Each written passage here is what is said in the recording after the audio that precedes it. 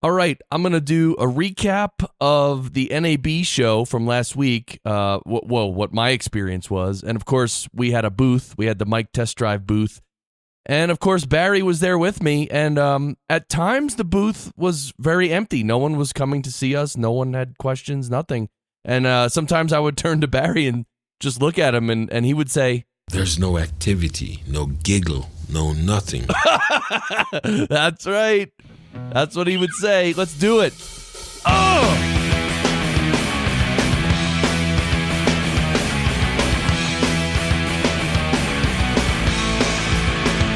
All right, we're going to get right into it. So I'm flying solo on this session because actually I'm such an idiot. It's like last minute, I come up with an idea to do something, and then I'm like, oh, can someone just come on with me? So I go to my, closest friends who are in the podcasting world, and like, you can't approach someone very last minute and say, hey, can you come on and record with me? Doesn't work. People aren't home. Even Josh Wade was at a rock concert, or actually, I don't know if it was a rock concert. It might have been a different type of music, but anyway, you get the idea. So this session, I'm going to go over all our experience at NAB. But by the way, this is the Podcast Engineering Show, and my name is Chris Curran. I produce podcasts for big companies and select business authors and all that. My main business is podcast production. Every week on this show, we bring you podcast production techniques on a silver platter. We talk shop with podcast producers, engineers, and other specialists. And actually, we already recorded the session for next week, which it's going to be awesome. So, and by the way, I apologize for taking several weeks off. It's just with the NAB show and traveling and everything. It's been a little crazy, but getting backed up with actual work. So anyway, podcastengineeringschool.com, that's the website. And by the way, I also run the school. So if you want to learn how to produce podcasts professionally, like for real professionally, that's what my school offers. So NAB, National Association of Broadcasters, was last week, and me and my small team of awesome experts, we had a booth, and we provided the microphone test drive. So we had 10 microphones there so people could come up, talk into all 10 mics. We record it. We record everything, and then we send them the file afterwards, like after the show, like the next week.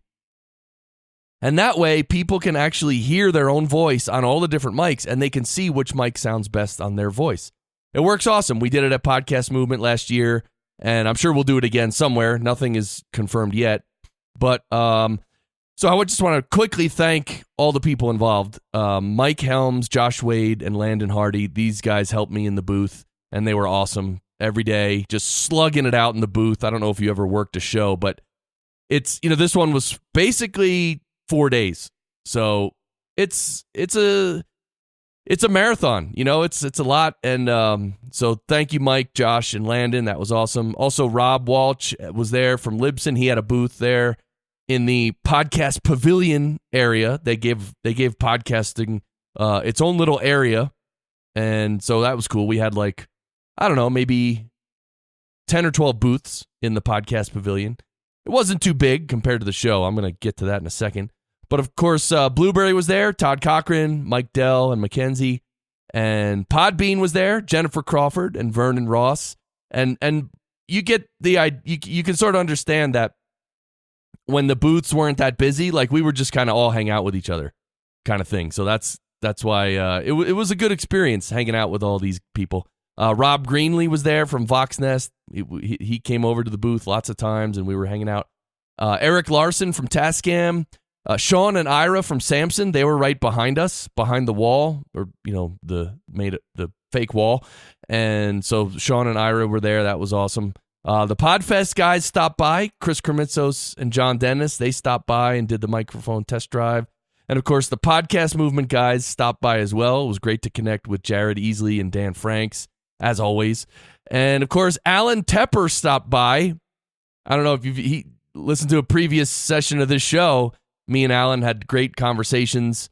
Also, Emma Victoria from the UK. Finally met her in person, and we were actually planned on recording there, but we just were hanging out talking in the booth with all of us and her, and so we never really got to record, which is fine. I always, at these big events, I always plan on recording something, and I literally never do. I mean, never. I mean, now I don't even bring equipment to record, but this time, because we had the microphone test drive booth, I did have some equipment, so I could have recorded. Also, I met Austin Dillman from Rev, and him and I and Rev are going to connect and do some things. They do transcription. Apparently, they're the biggest transcription, audio transcription company out there now. Yeah, but anyway, it was great to meet Austin.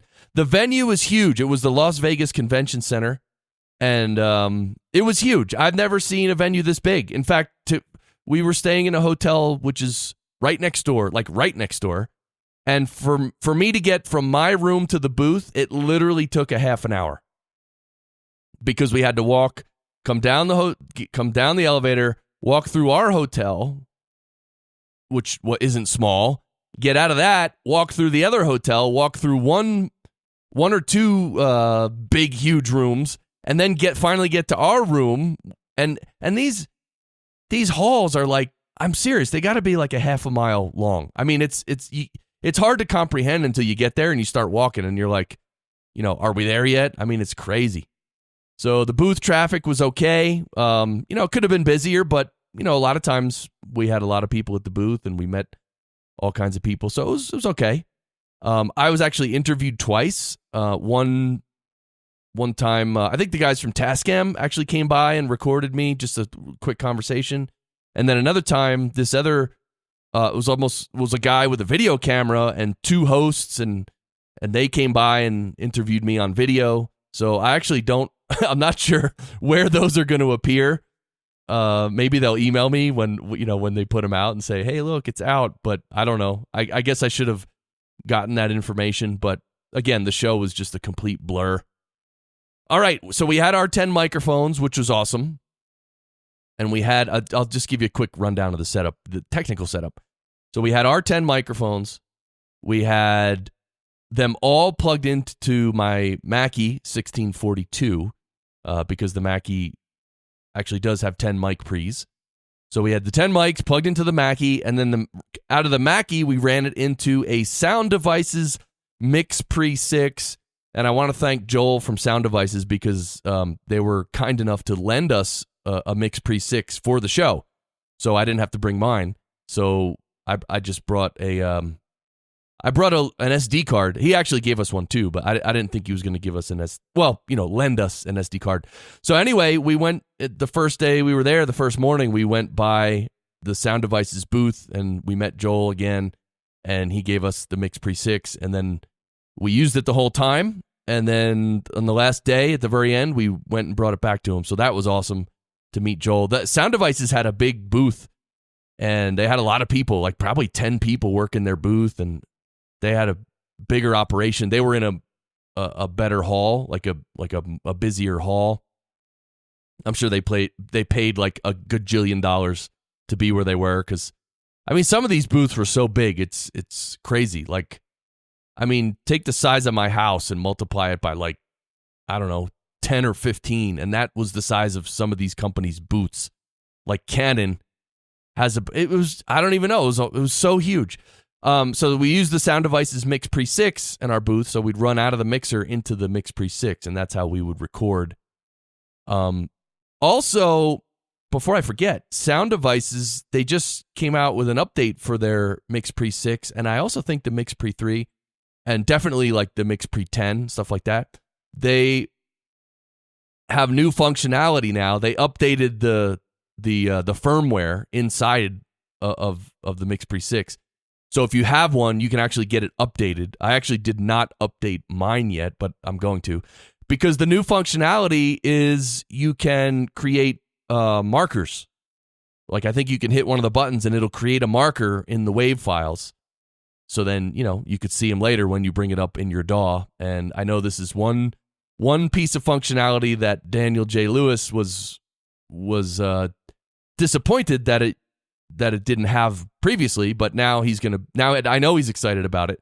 So, and he might even think of buying one now because it's interesting when these equipment manufacturers, when they update, it's like you see a cool product or you see a cool piece of equipment you want to buy, and you're like, yeah, but it doesn't do this, it doesn't do that, and then they start adding those things, and then at some point you're like, man, this thing's awesome and it does everything I want it to. So then that's when you're tempted to buy it.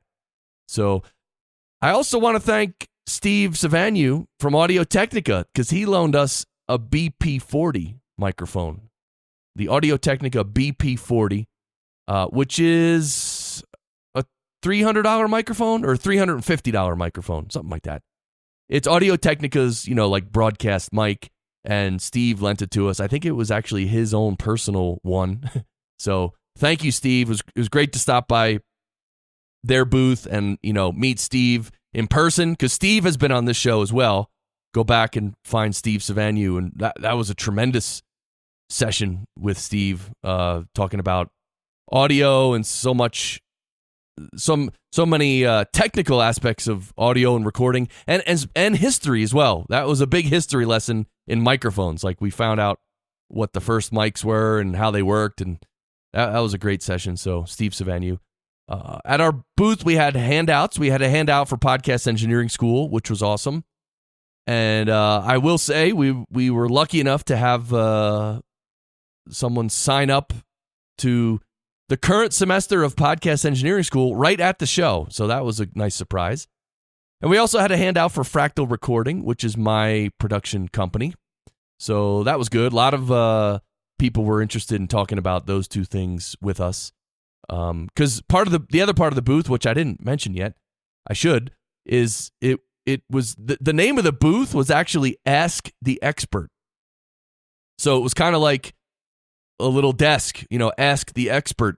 And so if anyone had any questions about podcasting, they could come up and ask us. And, obviously we know a lot of answers, many, many answers, but obviously we don't know everything. So, but we did good. No one really stumped us too bad. And so, yeah, it was good. It was like a good opportunity for people who were attending the show who are interested in podcasting, but they have questions, then they can ask us. And they did. And we had a great time answering. A lot of questions were about the technology part, but a lot were about marketing as well, right? Because especially people who don't have a podcast yet, like the first thing they're thinking of is not, what mic should I buy? The first thing is, well, how do I use a podcast to grow my company or grow my venture, whatever it happens to be? So anyway, that entails marketing, obviously. So, all right. So one morning on the way walking to our booth, we passed by the Sennheiser booth, which was awesome. And by the way, I got to see the new it's like a reissue of the old Neumann U67, which is my favorite old tube mic from way back when. They just re-released it. And I think they also tried to use tried to get all the same old style parts that they used to use. So it keeps its character, if you will. And so it was there. I got to see it, and I think it sells for about $7,000. So I'm sure no one in the podcasting world was going to get it. Some voiceover people might get it, and obviously the people who are really going to buy it are the music studios, if there are many left by now, after the music industry has just been in upheaval for the last 15 years. But the U67 is just a great mic. And it reminds me that Slate is a company that offers plugins, and Slate also offers, they developed a microphone. I think it costs $1,000. And their microphone actually models a bunch of old classic studio microphones. I don't know if it models the U67 because I didn't see that it does, because I went and looked. Because I'm like, man, if this thing, if for $1,000, if it models the U67, I would consider buying it. And they do sound testing too. They'll like get an old classic mic and record something, and then record the same thing with their mic. And I mean, just listening on the web, I couldn't hear much of a difference. I don't think I listened through my studio monitors. But like I said, I never got that far into researching it because I don't think it modeled a U67. But it modeled like a C12 and a bunch of these old classic mics, which is awesome. So I'd be interested at some point in my life trying out that Slate mic for $1,000, which, models all these classic mics. Anyway, so that the Neumann U67 was at the Sennheiser booth. And something I found out, or sort of got clarified, was that Sennheiser actually bought Neumann way back in 1991. But they've done a really good job of keeping the brands separate, because they are, different brands and they have different feel to them and different, obviously different technology and different mics. I mean, I'm sure now they might be sharing some technology and stuff like that, but apparently we did talk to the Sennheiser rep, and he said that they still do make the Neumanns in the place where they always made the Neumanns. So yeah, they're sort of separate, but whatever. Sennheiser owns Neumann. And the Sennheiser guys came by our booth. They showed us this wireless clip-on mic, which is not released yet. It's supposed to come out in the summer. But it's pretty cool because it's wireless. So you just clip it. If you're wearing a shirt with a pocket, you can clip it on the inside of your pocket and it just sits there and records. And there's no, rubbing noise with your pocket or your shirt. And it's an omnidirectional mic, and it's, and it actually pairs with your smartphone. So you get a little app on your smartphone. And the thing is, this wireless clip-on mic, it actually records on the mic itself. So it's not like, there's some wireless mics that it's just a mic, and then the signal travels wirelessly through the air to your smartphone, and then the smartphone does the recording of the audio, right? That's pretty common. But this thing, the smartphone doesn't record the audio. The audio is recorded on the little clip-on mic itself. And that way, it can record at wave file, I think he said 16-bit 44.1. So regular, standard wave file resolution, which is awesome. So, and it was cool. We tried it. Mike Helms, they put it on him, and they did a little quick video, and just to show us.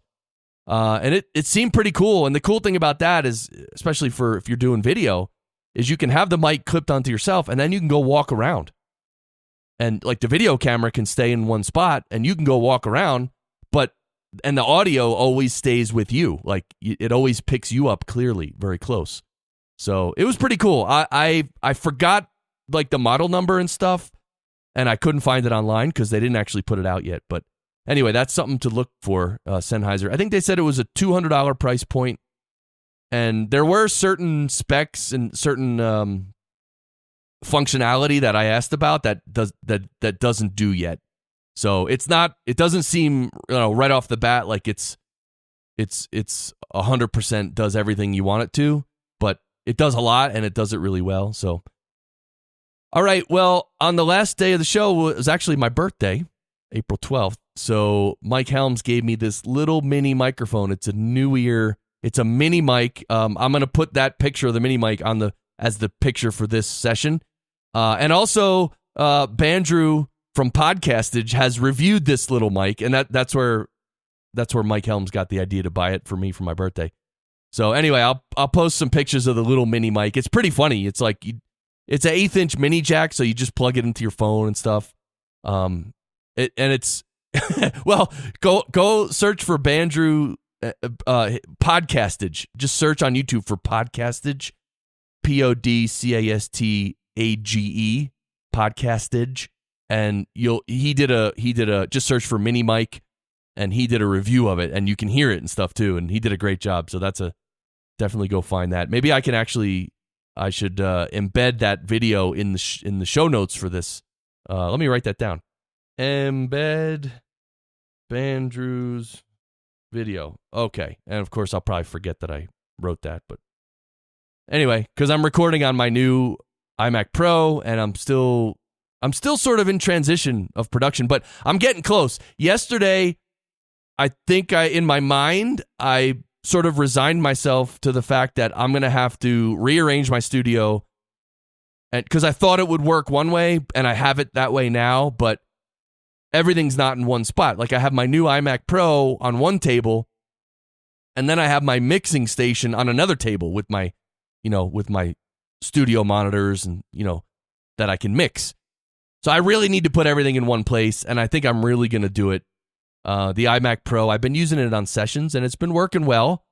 It did burp once during a session, and it sort of like it didn't go to sleep, but just the screen popped up where you have to click on your icon and log in.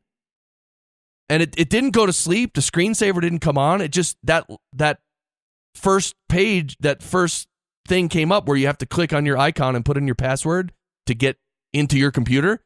That just popped up in the middle of a session while we were recording. And I was like, oh no. And I was worried. But I thought, well, should I just leave it like that? Maybe wait a little while till they're done and then try to log in. But then I was like, well, no, that's dumb because I can't hear them. And so I actually logged in, and then everything just kind of restarted. And so I had to relaunch the Zencastr session, and all the recorders that were running on the computers were stopped, and it was a mess. And my client was like, what happened? And I was like, I don't know.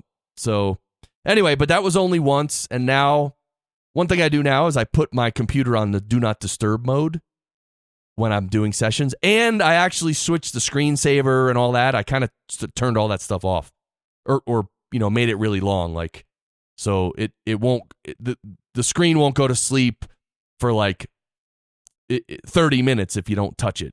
So anyway, so hopefully that problem won't happen again. And hopefully this iMac Pro never glitches again during recording sessions, because that really stinks.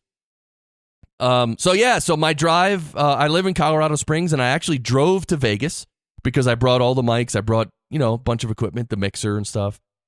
And I thought, rather than pay to get on a plane and, pay extra and then have them throw around the microphones and stuff, I decided, you know what, I'm going to drive. The shortest distance, it's a 12-hour drive, and I don't mind driving, so I'm like, I'll do it. But then what happened was the morning I was going to leave, there was like some snow in like central Colorado, and I was like, oh no. So going through central Colorado and through Utah, that was the quickest way. But I actually went south and went through New Mexico and Arizona, which added about an hour and a half to my drive. But, there was no snow, down there. So I decided to play it safe. And yeah, so I made it there. It was like a 14-hour drive to get there. So it's okay. I like driving. And while I was driving, by the way, I listened to, I was using my, what are they called? Oh yeah, the Bose Quiet Comfort noise-canceling headphones. I was wearing them in the car, and actually I had someone ask me, is that legal to wear them? And I never thought of that.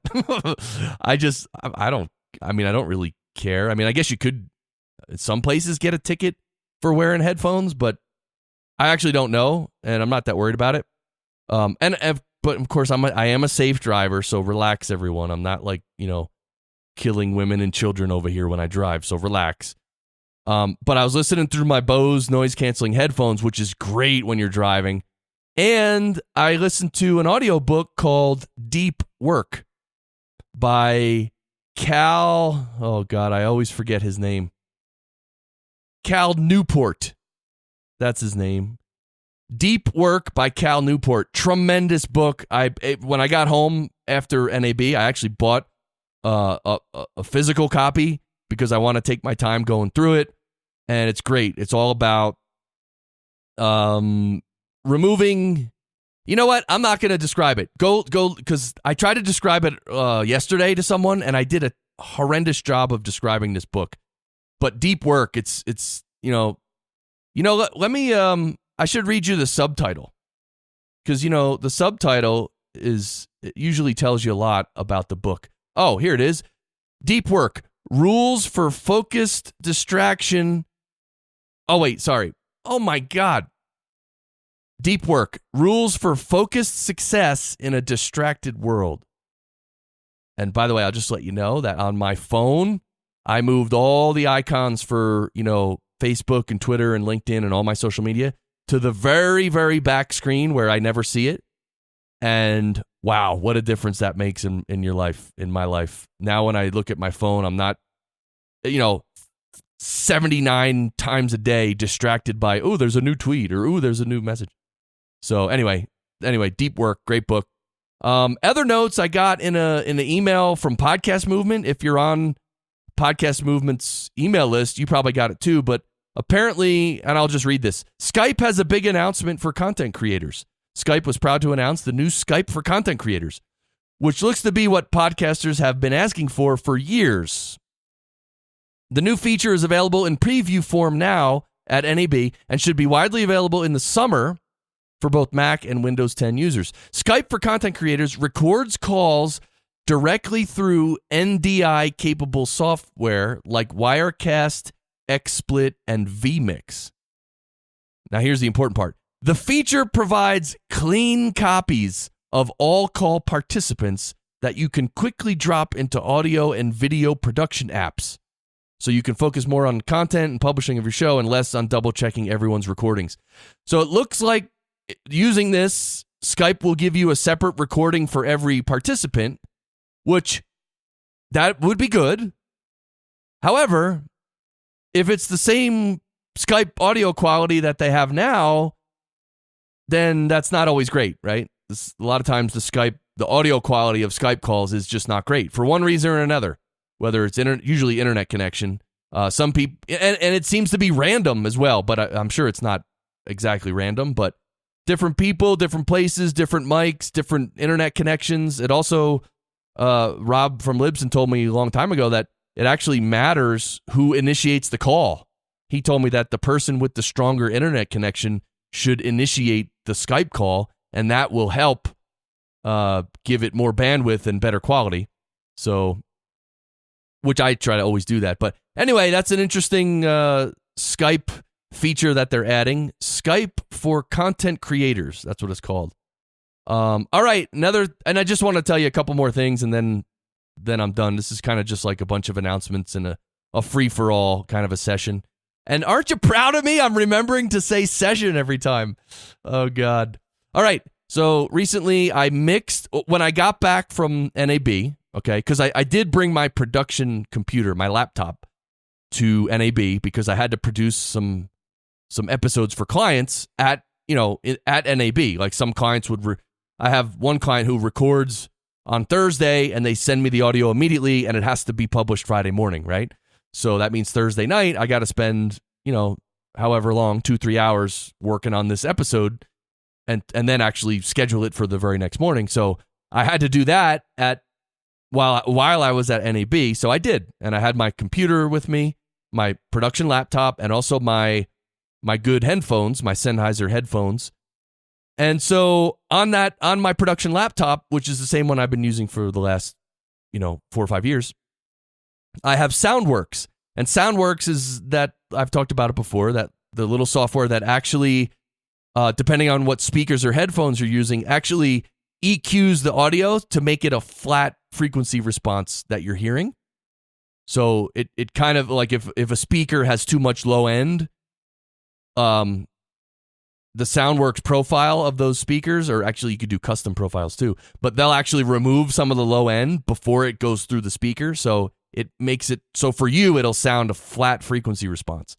Same with headphones too. So that's great for mixing because you have to know what you're hearing, and it might sound great to you on your speakers if there's way too much low end, but when someone turns it on in their car, it won't sound good. It'll sound bad. So SoundWorks. Oh, SonarWorks. That's what it's called. Why did I write SoundWorks? Oh my God. All right, it's SonarWorks. Sorry about that. SonarWorks. Anyway, so when I was in Vegas at NAB and I was doing a couple episodes for my clients, I was using the SonarWorks and I had it on the profile for my headphones. So it was, adjusting the audio to my headphones to make it sound flat so I could mix and know what I'm hearing. Great. Worked great. When I came home, I forgot to change the profile back to my speakers. So when I started listening through my studio speakers, it was still playing it through the little sound profile for for my headphones, which is a different EQ curve. So I mixed 2 episodes, and then I realized it, and I'm like, oh no, And then I changed the SonarWorks profile to. Sorry, I'm adjusting SonarWorks right now. So I changed the SonarWorks profile to my speakers, and then I listened to the 2 episodes I just mixed, and they sounded horrendous. Like, it was no low end. Like, it was terrible. I was like, oh my God, it sounds horrendous. It was sharp. There was too much high end, and the S's, because there wasn't a lot of low end, the S's were a little more harsh. And so then I had to go, I couldn't go back to the original multi-track and remix it because I had already mixed it and done edits, and I did a bunch of stuff. Like, it's the very end. I basically finished it. I was about to publish them. So I couldn't go back and change it in the mix. So I had to remaster it, and I had to add some low end and figure out what frequencies I needed to add and take out. And, and so I did that. It took a while longer. It took a while to get it right, but I did. And it worked out fine. Like, my clients will never know that happened. And it again, worked out fine. The audio's not degraded. The mix sounds great. Everything's fine. But for me, it was like, now I just have to be very careful that when I'm moving around and traveling, that I always check my SonarWorks profile is correct. So I know what I'm hearing on either my headphones or my speakers. So anyway, if you're using SonarWorks, again, just be careful when you're traveling and when you're changing profiles back and forth from speakers to headphones. Make sure you're on the correct profile, or else your mix you won't be hearing what you're actually doing. And yeah. So you get the idea. All right. And also, last thing, congratulations to all the current students enrolled in Podcast Engineering School. We actually just had the second class last night. It was tremendous. The next semester starts on June 26th. So it's 7 weeks of classes over 8 or 9 week period, because we do take a week or 2 off. So it's 7 classes, and you get a pre and post session with me, a 1-hour session with me before we start the classes, and a 1-hour session with me after, and those are one-on-one. And you get to be part of the special secret Slack group and all that. Podcast Engineering School is just awesome. Everyone loves it. The next one starts June 26th, and the super early bird pricing is still available. Go to the website and just check that out. The super early bird pricing will not be available starting in May. So for the rest of April, you have the chance to sign up for a really awesome price. Then it goes up a little bit in May. Then it goes up more in June. June is full price, which is almost $3,000.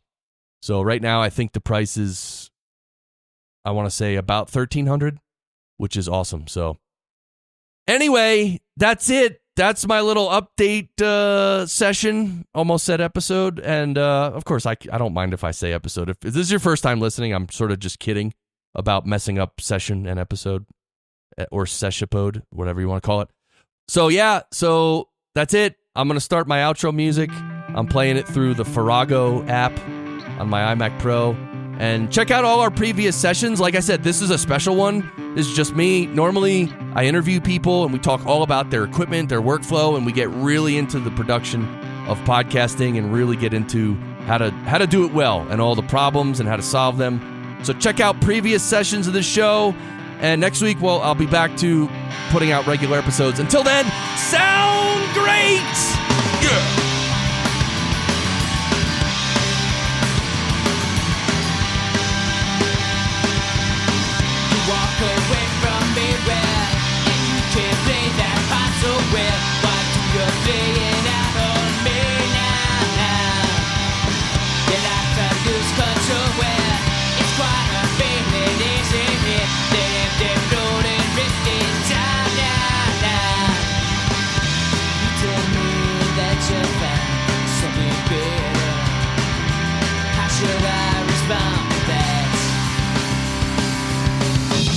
Tonight, I don't wanna hear it.